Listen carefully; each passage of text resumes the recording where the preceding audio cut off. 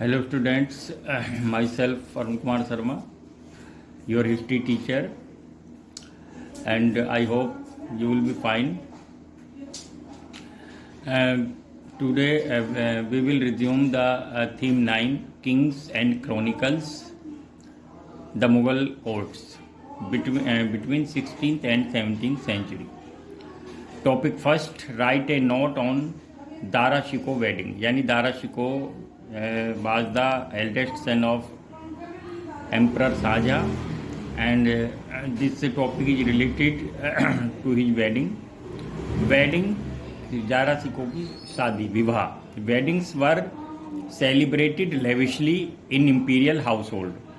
शाही जो उनका जो शाही हरम था उसमें इसको लेविशली मीन्स खर्ची बहुत ही भव्य तरीके से बहुत खर्चा करके पैसा करके इसको सेलिब्रेट किया गया.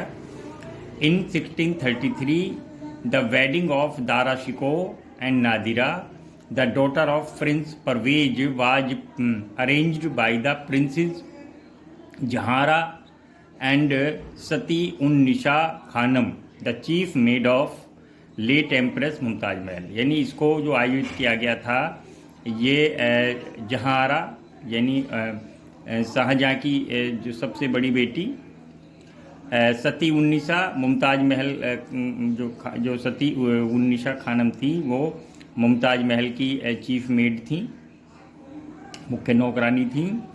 और ये विवाह हुआ था दारा शिकोह और नादिरा जो है वो प्रिंस परवेज़ क्या है यानी शाहजहाँ के भाई की बेटी थी.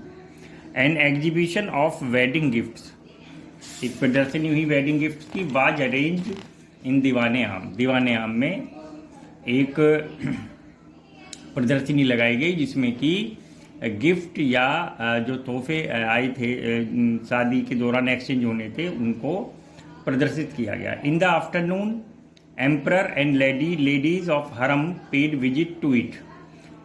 आफ्टरनून में सम्राट और अन्य जो हरम की महिलाएं थीं उसने विजिट की, और आफ्टरनून उसके बाद इवनिंग में जो नोबल्स थे उनको इसमें एक्सेस दी गई, उनको आने की अनुमति दी गई. The bride's mother similarly arranged her presents in the same hall and Shahjahan went to see them. और जो ब्राइड की मदर थी यानी जो दुल्हन की माँ थी नादिरा की मदर, उन्होंने भी एक उसी सेम हॉल में ही अरेंजमेंट किया था वेडिंग गिफ्ट्स को एग्जिबिट करने का, और शाहजहाँ उन्हें भी देखने गए. द हिना बानी, एप्लीकेशन ऑफ हिना डाई, मेहंदी लगाने की जो प्रक्रिया होती है, सेरेमनी वाज परफॉर्म इन दीवाने खास, उसे दीवाने खास में परफॉर्म किया गया. बीटल लीफ, पान, कार्डामम, इलायची एंड ड्राई फ्रूट, सूखे मेवे वर distributed among the attendants of court. Court के जो सेवक थे, अटेंडेंट थे, उनमें ये चीज़ें डिस्ट्रीब्यूट की गई, डिवाइड की. The total cost of wedding was 32 lakh, of which 6 lakh contributed by the imperial treasury and ₹16 lakh by Jahara. Total जो वेडिंग का जो खर्च था वो था 32 लाख, जिसमें कि इंपीरियल ट्रेजरी शाही खजाने से 6 लाख रुपीज़ आए और प्रिंसेस जहारा ने इसमें 16 लाख का कंट्रीब्यूशन किया. Students, our next topic is topic 2, right a note on the titles and gift during the Mughal period.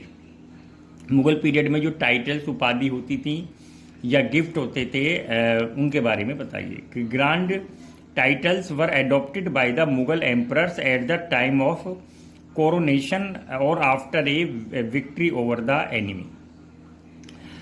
बड़ी बड़ी उपाधियाँ मुगल एम्परर्स के द्वारा धारण की जाती थी या तो जब उनका कोरोनेशन राज्याभिषेक हो या कि उन्होंने किसी दुश्मन को हराया और उसके बाद जो सेलिब्रेशन होता था उसमें उनको टाइटल्स दिए जाते थे. High sounding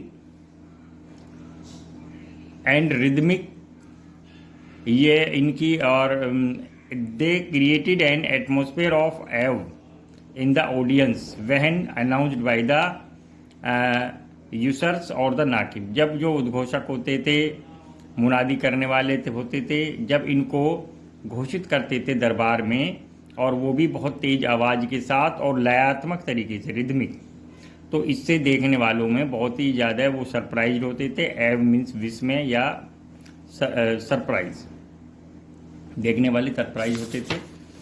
Mughal coins carried the full title of raining emperor with रिगाल protocol. इस प्रकार जो मुगल कॉइन्स होते थे, जो सिक्के होते थे, मुगल सिक्के यूज़ किए जाते थे उस समय, उन पर भी रीगल प्रोटोकॉल मीन्स जो शाही जो नियम होते थे उनके अनुसार राजा का पिक्चर या चित्र उसमें प्रदर्शित किया जाता था।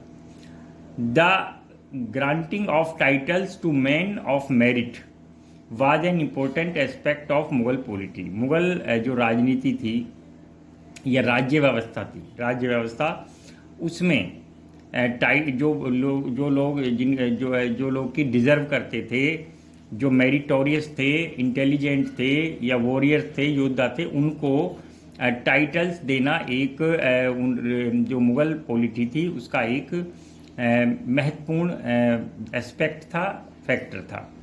A man's ascent in the court hierarchy could be traced through the titles और एल्ड, यानी एक व्यक्ति की मुगल दरबार में कितनी पहुंच है अकॉर्डिंग टू हायरार्की, पदानुक्रम के अनुसार, वो उनके टाइटल से ट्रेस पहचानी जा सकती थी। The title Asaf Khan for one of the highest ministers originated with Asaf, यानी एक टाइटल दिया जाता था जो उस समय जो सबसे बड़ा मंत्री होता था दरबार में, उसे आसफ खान की उपाधि दी जाती थी। और इस प्रकार ये वर्ड आया है, जो आसफ वर्ड आया, the legendary minister of the prophet king Sulaiman Solomon, जिन्हें सोलोमन भी बोलते हैं, जो प्रॉफिट किंग थे, जो पैगंबर राजा थे, उन्होंने अपने मंत्री को ये आसफ मीन्स ये टाइटल दी थी। तो इसलिए भी मुगल जो दरबार में जो सबसे हाईएस्ट रैंक मिनिस्टर होता था उसको आसफ खान की उपाधि या टाइटल दिया जाता था। The title Mirza Raja was accorded by Aurangzeb to his two highest ranking nobles, और एक और टाइटल जो मिर्जा राजा है उसको औरंगजेब ने अपने दो जो हाईएस्ट रैंकिंग नोबल थे, जयसिंह और जसवंत सिंह, दोनों ही जो राजपूत थे और राजस्थान से बिलोंग करते थे, उनको ये उन्होंने टाइटल दिए। टाइटल्स कुड बी अर्नड और पेड फॉर, और टाइटल या तो अर्नड का मतलब या तो राजा देता था या उनको खरीदा भी जा सकता था। Mir Khan offered ₹1 lakh to Aurangzeb for the letter Alif that is to be adopted his name to make it Amir Khan. और एक मीर खान नाम का एक कोर्टियर था, दरबारी था, नोबल था, उसने 1 लाख रुपए देकर उनसे एक वर्ड शुरू का वर्ड ए से आलिफ आमिर खान होता है, highest rank officers in Mughal court, वो उससे उन्होंने खरीद लिया था। Other awards include the robe of honour, khilat. Robe of honour means सम्मान, कपड़ा यानी clothes, a garment once borne by emperor and imbued with his benediction, यानी जैसे राजा एक बार जो कपड़ा पहनता था, अगर वो किसी को देता था तो उससे ये होता था, ये इसकी राजा का जो भी व्यक्ति इसको बाद में पहनेगा उस पर राजा का आशीर्वाद होगा और उसका कल्याण होगा। वन गिफ्ट द सरापा हेड टू फुट यानी सिर से लेकर पैर तक। कंसिस्टेड ए ट्यूनिक, उसमें एक ट्यूनिक था, ए टर्बन एक पगड़ी, एंड ए सास पटका, यानी एक तरह से आप हम कह सकते हैं जैसे मफलर वगैरह, ऐसा कपड़ा जो गले में डालते हैं। ज्वेल्ड ऑर्नामेंट्स और रत्न आभूषण were often given as a gift by emperor, कई बार ये एम्परर जो उनके जिनको वो टाइटल देता था ये गिफ्ट भी देता था। The lotus blossom set with jewels, यानी एक लोटस एक कमल का फूल खिलता हुआ और उसके साथ ज्वेल्स, पदम मुरासा, इसे बोला जाता था पदम मुरासा। Was given only in the exceptional circumstances, और ये केवल अपवाद की स्थिति में ही दिया जाता था। एक्सेप्शनल मीन्स अपवाद एंड सर्कमस्टेंसेस माने कंडीशंस, परिस्थिति। Students, our next topic is a courtier never approach the emperor empty handed.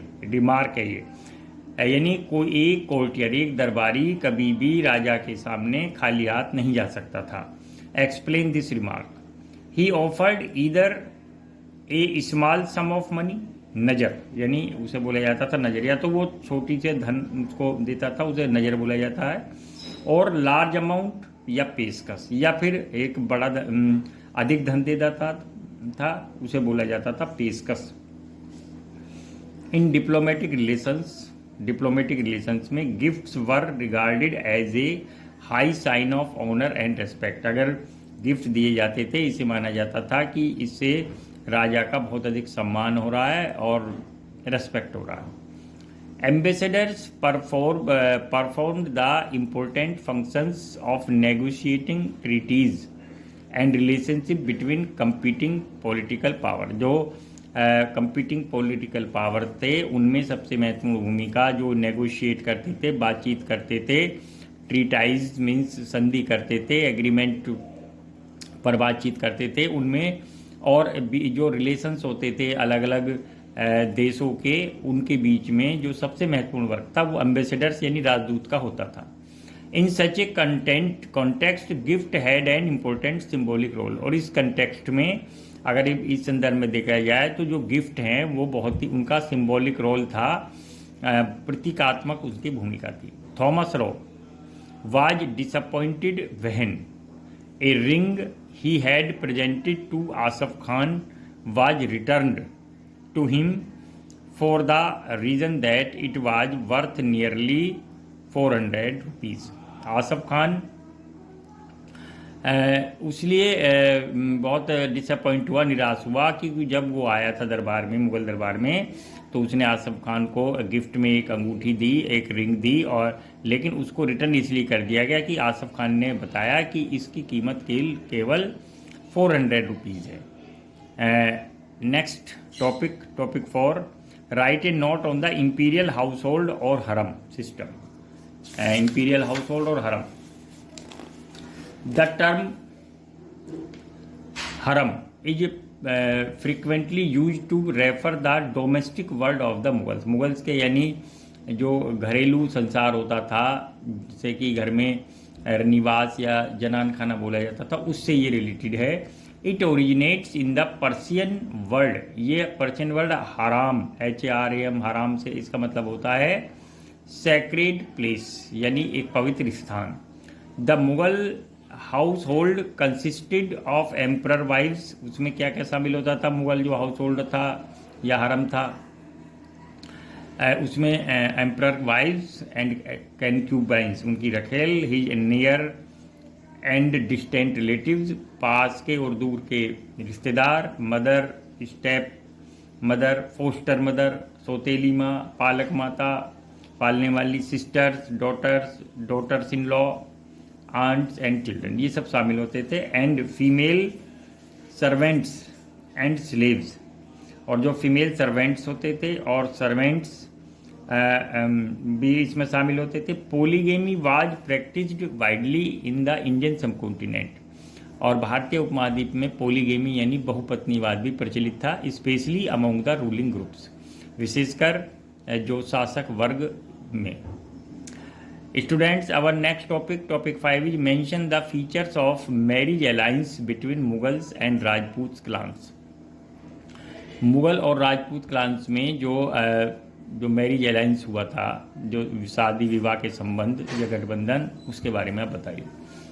Both for Rajput clans as well as the Mughal, दोनों ही वंश, चाहे राजपूत डायनेस्टी हो चाहे Mughals, marriage was a way of cementing political relationship and forging alliance, यानी जो marriage alliance होते थे, जो शादी विवाह होते थे, उनका जो मोटिव था, उनका जो गोल था, उद्देश्य था, पॉलिटिकल रिलेशन को सीमेंटिंग यानी स्ट्रेंथन करना, मजबूत बनाना, एंड फोर्जिंग अलायंस, और उन अलायंस को बनाने में महत्वपूर्ण भूमिका निभाना। The gift of territory was often accompanied by the gift of daughter in marriage, और कई बार जो टेरिटरी के गिफ्ट दिए जाते थे उसके साथ साथ अपनी डॉटर की विवाह भी करना होता था। This ensured a continuous hierarchical relationship, इससे निश्चित होता था कि एक लगातार पदानुक्रम के हिसाब से अकॉर्डिंग रिलेशनशिप संबंध बिटवीन रूलिंग ग्रुप्स, इससे रूलिंग ग्रुप्स के बीच में लगातार संबंध बने रहते थे। Students, our next topic 6 is write a note on begums, aghas, aghachas इन मुगल हरम। इनका क्या रोल था, बेगम्स, आगाछा, और ये कौन थे? In the Mughal household, अगर हम मुगल हाउस होल्ड की बात करें, a distinction was maintained between wives who came from royal families, यानी जो रॉयल फैमिली से महिलाएं जिनकी एम्परर या बादशाह के साथ शादी होती थी उनमें और दूसरी महिलाओं में एक डिस्टिंक्शन, एक डिफरेंस, एक भेद था। और इन महिलाओं को जो कि रॉयल फैमिली से मैरिड होकर वहाँ आती थी बेगम्स, उन्हें बोला जाता था बेगम्स, एंड अदर वाइव्स को बोला जाता था aghas, who were not of the noble birth, जिनकी जो कुलीन परिवार से या रॉयल फैमिली से नहीं आती थी उनको आगाज बोला जाता था, और जो रॉयल फैमिली से बिलोंग करती थी उनको बोला जाता था begums. The begums married after receiving huge amounts of cash and valuables as dower, यानी महर के रूप में जो उन्हें एक बहुमूल्य वस्तु में दी जाती थी जिसको बोला जाता था महर। उसके बाद उनकी शादी एम्परर से होती थी, जब किसी प्रिंस से, राजकुमार से होती। Naturally received a higher status and greater attention, ये महिलाएं इनकी स्टेटस, इनका जो हैसियत थी बहुत अधिक थी, और इन पर अटेंशन भी बहुत किया जाता था from their husbands and then did aghas, यानी आगाज की तुलना में इनको ज़्यादा अटेंशन, ज़्यादा रेस्पेक्ट दी जाती थी उनके हस्बैंड के द्वारा। दी कॉन्क्यूबाइंस, आगा और द लेसर आगा, जो कॉन्क्यूबाइंस अब तीसरी होती थी, उन्हें अगर हम उसमें जाए अपनी भाषा में तो रखेल बोलते हैं। आगाज और lesser agha occupied the lowest position, वो लोएस्ट पोजीशन पर होती थी इन द हायरार्की में of families intimately related to royalty, जो कि जो राजसी परिवार की जो महिला होती थी उनसे इनकी हैसियत बहुत अधिक होती थी। They all received monthly allowance, ये सारी जो आगाछा थी, जो कॉन्क्यूबाइंस थी, ये मंथली अलाउंस, भत्ता या आर्थिक सहायता इनको मिलती थी इन कैश, नकदी के रूप में, supplemented with gifts according to their status, और उनके स्टेटस या हैसियत के अनुसार उनको गिफ्ट भी दिए जाते थे। Students, now following are some questions, answer these questions in your notebook. Write a note on Dara Shikoh's marriage, long. Write a note on titles and gift during the Mughal period, long. A courtier never approached the emperor empty-handed, short. Mention the features of marriage alliance between Mughals and Rajput clans, short. Write a note on the imperial household or harem system, short. Write a note on Begums, Agachas, and Mughal harem, short. Thank you very much.